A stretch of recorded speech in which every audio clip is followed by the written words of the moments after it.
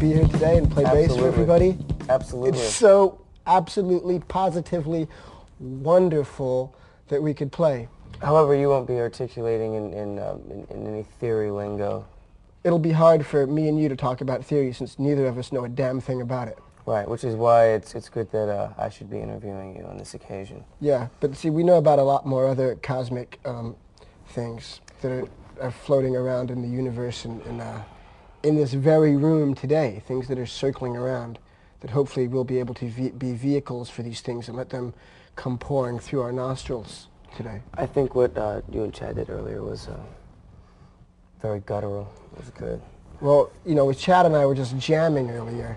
This is a spontaneous jam thing, and this is the type of thing, and that's what my playing is all about as a bass player, is just about jamming. So whatever the vibe is in the room, or whatever, if I'm like upset because somebody hurt my feelings, or if, you know, I'm thinking about the Makeup Girls or something like that, then it might completely change what I play that day or that minute.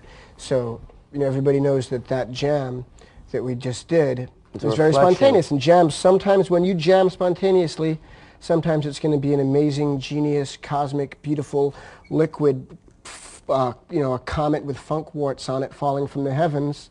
And sometimes you could just have a head like a stale marshmallow that somebody left out, you know, that was, you know, that didn't even never made it to a stick to be roasted in a barbecue. Was your father a musician?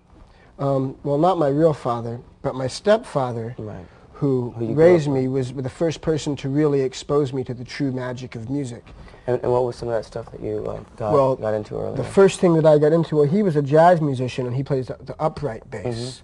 And he just played hard bebop jazz, you know, the jazz that was real popular with guys like Lee Morgan and Hank Mobley and John Coltrane and Charlie Parker and Dizzy Gillespie and Miles Davis and people like that. And, you know, he played that upright bass like